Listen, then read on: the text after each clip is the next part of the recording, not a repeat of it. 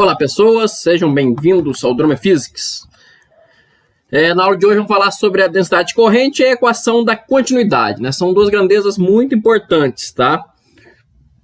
A densidade de corrente faz o papel no magnetismo da densidade de cargas, faz na eletricidade, né? A gente vai ver que a gente consegue calcular campos magnéticos se a gente tiver a sua densidade de corrente. E a equação da continuidade, que está totalmente relacionada com a própria densidade de corrente, ela é a manifestação matemática da conservação da carga, tá? Então, quando eu digo a carga é uma grandeza conservada, eu automaticamente boto a equação da continuidade, tá? Então, essa é a tradução, né, na linguagem de uma equação para falar que a carga é conservada, tá? Beleza? Bom, a gente discute mais isso com calma. Vamos começar falando de densidade de corrente, né? O que a gente tem?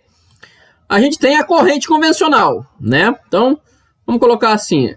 Sabemos que a corrente...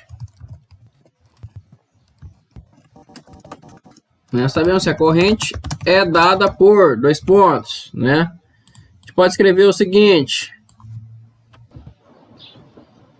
Vamos escrever da seguinte forma. O que é corrente? Corrente é carga e movimento, né? Carga ordenada, né? I é igual a dq dt, né?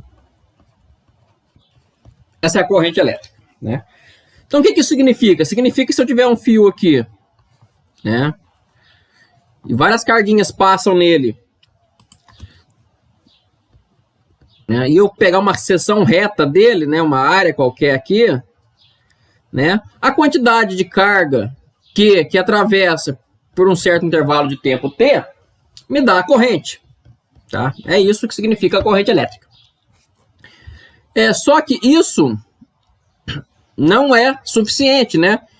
Eu quero uma grandeza, né? Isso aqui é tipo calcular a carga total do sistema, isso aqui é a corrente total do sistema, mas eu quero saber qual é a densidade de corrente, ou seja, quanto de corrente por unidade de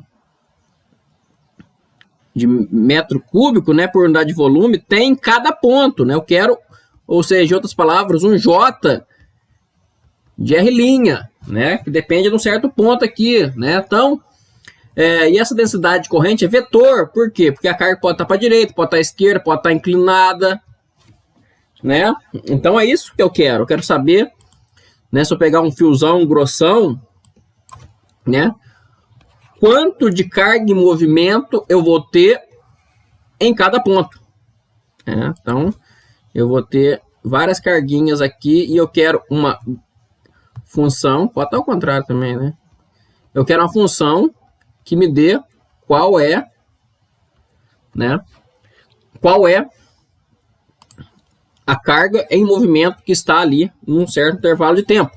Então, isso é a minha densidade de corrente J, né? Então, o meu J, que é uma função da posição, porque não há nenhuma garantia que ele seja igual em todo o espaço, né?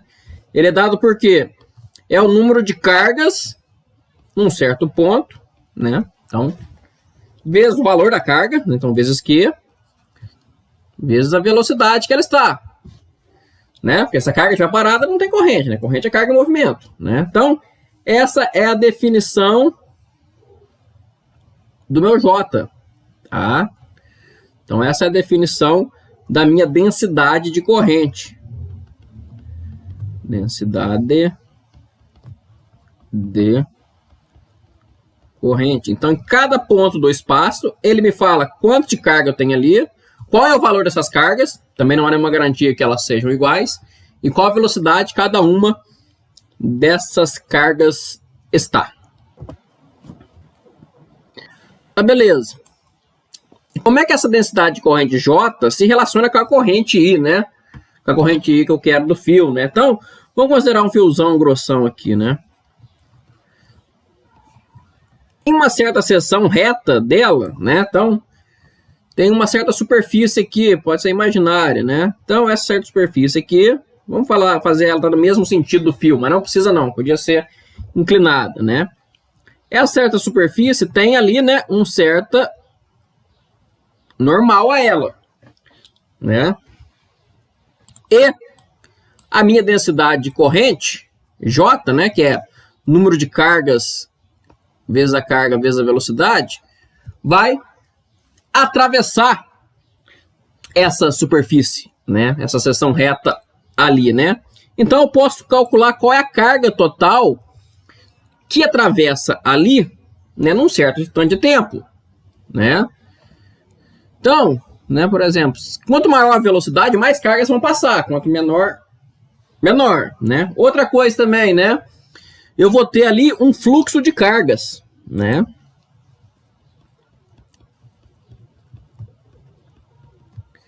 Eu tenho ali um fluxo de carga, né? Que são cargas andando e atravessando essa superfície, ou não, ou atravessando no sentido contrário, ou andando perpendicular. Se ela andar perpendicular à superfície, né? Então ela não atravessa e nem deixa de atravessar, não vai nem para frente nem para trás, né? Então ela não vai ter nenhuma contribuição à corrente total do sistema, né? Então eu posso definir, né, a carga que atravessa ali, né? Nada mais é do que o quê? Do que a minha densidade de corrente, né? A projeção dela paralela à normal, né? Porque quanto mais paralela, né? Pensa se fosse água, né? Então, se a água vier nessa direção, quer dizer que atravessa mais, né? Vezes a área, né? Vezes um certo intervalo de tempo, né? Quanto mais tempo passar, mais carga passa, né? Ou vou reformular essa frase. Quanto maior o intervalo de tempo, né? Mais cargas irão passar ali, né? Só você pensar, se fosse um fio, se fosse de vez do fio fosse um cano, então quanto mais tempo passar, mais água escorria, né? Se você quiser encher um balde, você tem que deixar mais tempo, né? Então, a carga que passa ali, nada mais é do que a densidade de corrente, né? Nesse ponto aqui, né? A densidade de corrente num ponto fixo, né? Projeção dela normal à superfície, né? Porque se estiver inclinada, você pode considerar que é um produto vetorial, um produto escalar do N com o V, né? É a projeção, vezes a área daquele fio. Se for um fio muito grande, passa muita corrente. Se for um fio petitinho, passa menos corrente, né? Vezes o tempo, né? Quanto mais tempo você deixar, mais carga passa. Então, essa é a carga que passa por essa seção reta laranja aqui do desenho. Se eu dividir isso por dt, eu tenho o seguinte: dq dt, ora, que nada mais é do que a corrente, é igual à integral da densidade de corrente vezes, né, produto interno com a normal da superfície integrada na área dessa superfície, né? Então essa é uma integral de superfície, né? Então essa é a expressão que relaciona a minha corrente com a minha densidade de corrente, né? Então daqui eu posso tirar as unidades, né? Então qual que é a unidade de J? Né? A unidade de J, se for um fio tridimensional, grossão, né? Pensa num fio bem grosso. Então, em 3D, ele é corrente sobre área, né? Então tem que tomar cuidado aqui, porque a densidade de carga é carga sobre volume, mas a corrente é corrente sobre área. Por quê? Porque ela está relacionada com a superfície da seção reta onde passa a corrente, né? Tá vendo aqui? Está relacionada com a superfície, né? Porque as cargas estão em movimento. Então, esse sentido que as cargas estão em movimento aqui não entra em consideração, porque elas não é uma coisa estática, é uma coisa estacionária, né? Ou não, né? Mas é uma coisa dinâmica, está em movimento. Então, a densidade de corrente num fio grossão, pensa aqui, fio grossão, ó, nada mais é do que... Aqui tem uma área. Esse é o ΔS. Então, a densidade de corrente num fio grossão nada mais é do que corrente sobre área. E se for bidimensional o problema, né? De vez de ser um fio grossão, pode ser uma folha.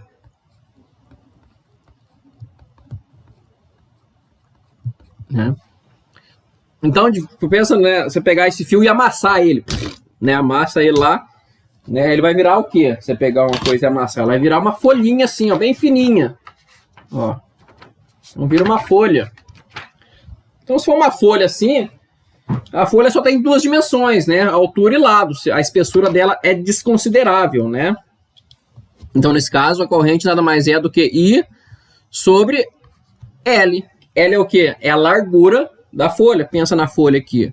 Então, se a folha está aqui e a corrente está, por exemplo, subindo, né? Pensa num J subindo aqui. Então, a corrente total que vai passar aí nada mais é do que né? Do que a multiplicação, né? A integral, na verdade, né? Uma integral é uma multiplicação. A multiplicação, né, da densidade de corrente vezes o que? A largura dessa folha, né? Se a folha for mais larga, vai ter mais corrente. Se a folha for fininha, vai ter menos, né? Então, no caso bidimensional, que é uma folha ou um disco, a gente vai ver também exercício com disco, a densidade de corrente tem a unidade de I sobre L, né? Então, na densidade de carga, a gente tinha o ρ e o sigma. Aqui não, aqui é tudo J, né? Você tinha ρ, sigma e lambda, né? Lembra disso lá? Densidade de carga, ρ, densidade superficial de carga, sigma, densidade linear de carga, lambda. Isso é para carga, né? Aqui a gente tem só J, J. Então, se for bidimensional, se for uma folha, I, corrente total, sobre largura da folha. E se for um fio fino, que é o que você tem na prática, né? Na prática tem um fiozinho bem fininho, que você não considera muito a área, a seção reta dela. É só um fio unidimensional. Então, em uma única dimensão, né? No caso de um fio, né? Fio fino, vamos botar aqui.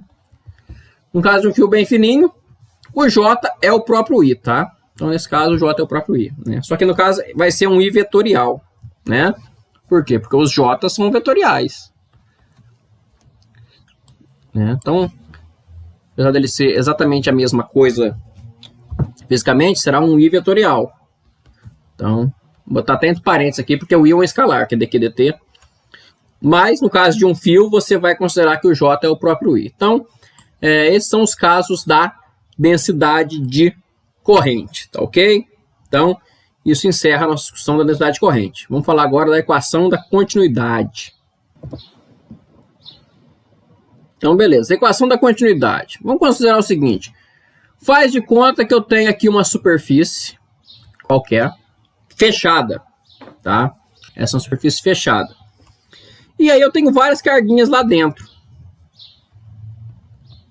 Várias carguinhas. 1,5 milhão de carguinhas lá. Tudo lá dentro, nenhuma lá fora. Então, é isso que eu tenho a princípio. E aí, supondo que eu deixo o tempo passar, né? Eu vou olhar no relógio lá, deixo o tempo passar. E, num instante posterior, a situação mudou. Eu tenho ali ainda algumas carguinhas lá dentro, porém, algumas carguinhas estão do lado de fora, tá? E considera que essa minha superfície seja, na verdade, uma superfície na forma de um amperímetro, né? Que mede corrente. Ora, se eu tinha cargas aqui dentro e agora elas estão de fora, obrigatoriamente, né, essas cargas estão saindo e estão cruzando essa superfície, né? Então, elas estão cruzando essa superfície. As cargas não vão se teletransportar, né, de dentro para fora sem passar por essa superfície. Essa superfície é fechada, né? Não tem como elas saírem sem cruzar a superfície. Se tem cargas andando e cruzando superfícies, né? Então tem um J ali, né? O que é o J? Densidade de corrente. Então, se eu pegar o número de cargas em cada um dos pontos, vezes qual é o valor da carga, vezes suas velocidades, eu tenho uma densidade de corrente ali, tá? Então, tem uma densidade de corrente, porque as cargas começaram a andar. E, uma vez que essas cargas andam, eu tenho, então, uma corrente, né? Quanto que vale essa corrente? É a densidade de carga através dessa superfície fechada, tá? A superfície é fechada. Então, a corrente total que cria nesse sistema aqui é as cargas que saíram, né? Então, isso está relacionado com o quê? Eu tinha uma certa carga aqui. Saiu, tinha 20 cargas aqui, saiu 5. Essas 5 cargas produziram a corrente.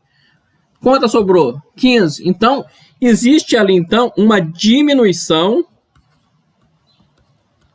das cargas internas a essa superfície. Então, a corrente que é produzida através do movimento das cargas pela superfície, obrigatoriamente, é devido a uma diminuição das cargas que estavam lá dentro. Porque se as cargas não saíssem, não ia ter corrente, né? Então, eu tenho essa expressão aqui.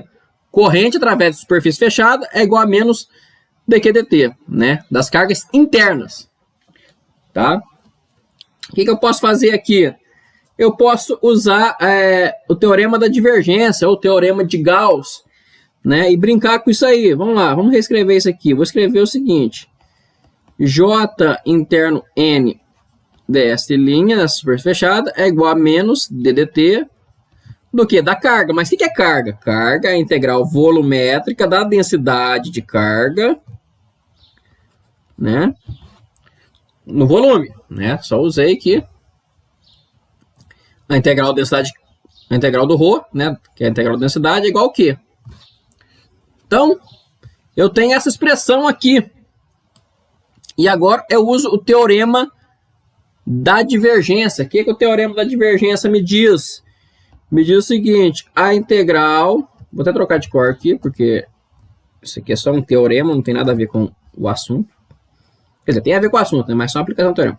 A integral através de uma superfície fechada, de um campo vetorial, né? Ou seja, o fluxo de um campo vetorial através de uma superfície fechada é igual à integral volumétrica do divergente desse campo vetorial através de um volume, que é o volume compreendido dentro dessa superfície, né? Esse é o teorema da divergência. Esse é o teorema da divergência. Então, eu posso substituir aqui esse meu J pelo divergente de J e integrar no volume. Tá? Vou fazer isso. Vamos fazer isso. Então, vai ficar assim. Integral volumétrica do divergente do J através do volume, que é o volume dentro da minha superfície fechada, é igual a menos. Vou trocar essa derivada que é temporal por essa integral que é espacial, né? Uma não tem relação com a outra. Então é menos a integral volumétrica do que? Do ddt do ρ linha, né? dv'. Beleza? Agora eu tenho integrais volumétricas dos dois lados, né? Então eu posso simplesmente cortar. Corta, corta, corta, corta. E eu tenho, então, a minha equação da continuidade. O divergente de J é igual a menos a variação temporal da densidade de carga. Ou, passa para lá, divergente de J mais ddt de ρ é igual a zero. Tá? Então, essa é a equação da continuidade. O que ela significa? O que significa um divergente? Divergente é relacionado com fontes, né? Então, a variação na densidade de carga é a responsável pela corrente elétrica. Ou seja, toda vez que a carga diminuir ou aumentar, então existe uma corrente relacionada, tá? Então, você consegue detectar o aparecimento ou surgimento de cargas pelo aparecimento ou sumidouro de uma corrente elétrica, né? Então, isso aqui nada mais é que a expressão matemática da conservação da carga, tá? A carga sempre se conserva, ou seja, se você diminuiu a carga é porque você criou corrente, tá? E se você criar corrente é porque tem carga andando. Tá? Então, essa é a famosa equação da continuidade. Tá?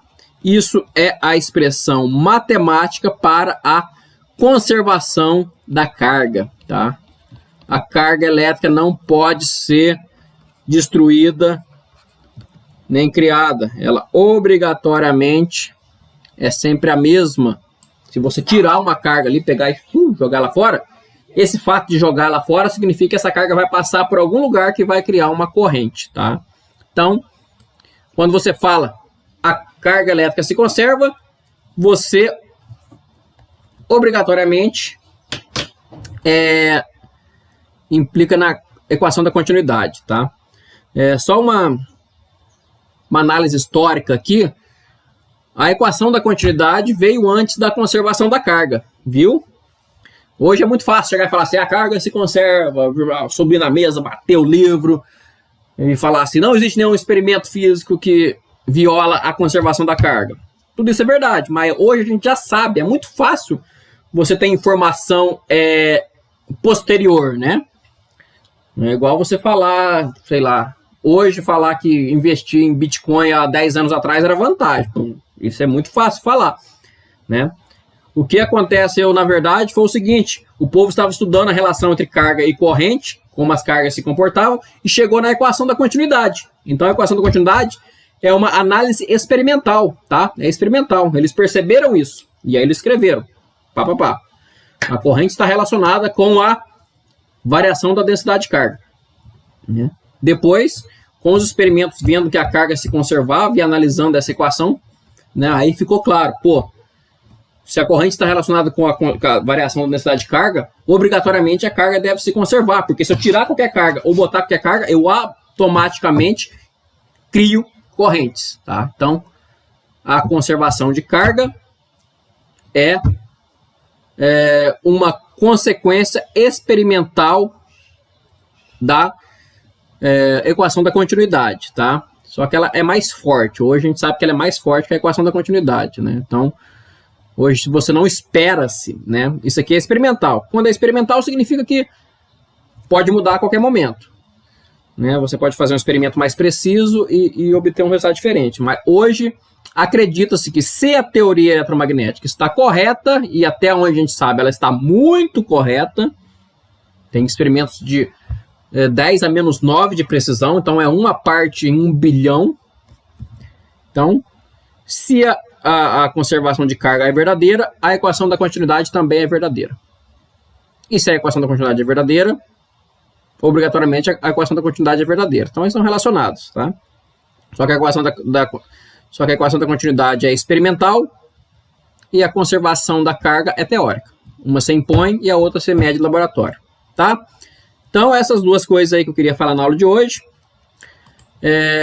Na próxima aula a gente vai poder falar do magnetismo. Vamos falar da lei de Biot-Savart, tá? Então, a lei de Biot-Savart é o nosso próximo assunto. Ela está relacionada com o J. Por isso que eu precisava introduzir a minha densidade de corrente. Então, fui.